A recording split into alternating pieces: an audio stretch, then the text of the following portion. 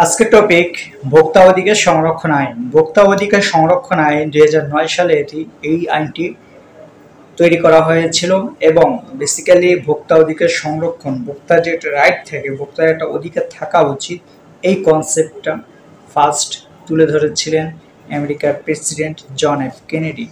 তারপর সে যখন এই জিনিসটা উত্থাপন করেন যে ভোক্তার একটা রাইট থাকা উচিত, ভোক্তার অধিকার থাকা উচিত, ভোক্তার অধিকার সংরক্ষণের উদ্যোগ নেওয়া উচিত, দেন এই ভোক্তার অধিকার স্বার্থ সংশ্লিষ্ট আইনগুলো ধীরে ধীরে প্রণয়ন করা হয় এবং সেখান থেকে আমরাও প্রভাবিত হয়েছি। বেসিক্যালি আমাদের দেশের যত আইন আছে অধিকাংশ আইনই কিন্তু ওদের তৈরি করা।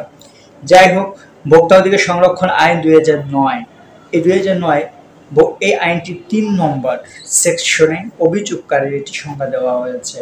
অভিযোগকারীর একটি সংজ্ঞা ভোক্তা আইন সংরক্ষণ অধিকার যে আছে 2009, সেটার সেকশন 3-এ বলা হয়েছে, 1 হচ্ছে ভোক্তা নিজে, 2 একই স্বার্থ সংশ্লিষ্ট অন্য যে কোনো ভোক্তা, 3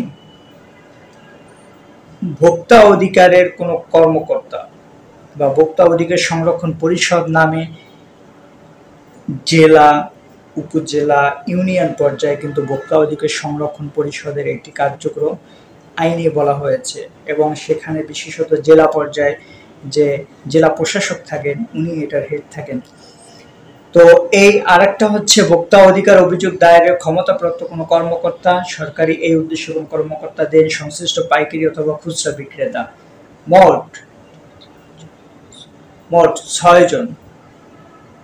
মোট 6 শ্রেণীর মানুষ এই ভোক্তা সংশ্লিষ্ট অধিকারে অভিযোগ দায়ের করতে পারবে। তাহলে কোন কোন মানুষ? 1 ভোক্তা নিজে, যে ভুগলো, যাকে ঠকানো হলো। এখানে কিছু কথা আছে, আসলে যে ভুগলো বা যে ঠকলো এভাবে কথা বলার কোনো সুযোগ নেই, এখানে স্পষ্টভাবে নির্দিষ্টভাবে বলা আছে, সেটা আমরা অন্য একটি ভিডিওতে বলবো। আজকে শুধুমাত্র ভোক্তা অধিকারে কি কি অভিযোগ দায়ের করতে পারবে সেকশন 3 অনুযায়ী সেটাই বলার চেষ্টা করতেছি। 1 হচ্ছে ভোক্তা নিজে, এমন কোনো ভোক্তা যে একই স্বার্থ সংশ্লিষ্ট, মানে একই জিনিসের সে হয়তো ভোক্তা ছিল বা তার এখানে একটা স্বার্থ আছে। 3 হচ্ছে আইনে নিবন্ধিত কোনো সংস্থা, মানে এই রিলেটেড কোনো আইনে নিবন্ধিত কোনো সংস্থা যার দায়িত্ব হচ্ছে এটা, অথবা এই ভোক্তা অধিকার সংরক্ষণ পরিষদ অথবা উভয়ের পক্ষে অভিযোগ দায়েরের ক্ষমতাপ্রাপ্ত কোনো ব্যক্তি, সরকার বা সরকার কর্তৃক ক্ষমতাপ্রাপ্ত কোনো সরকারি কর্মকর্তা, সংশ্লিষ্ট পাইকারি অথবা খুচরা বিক্রেতা।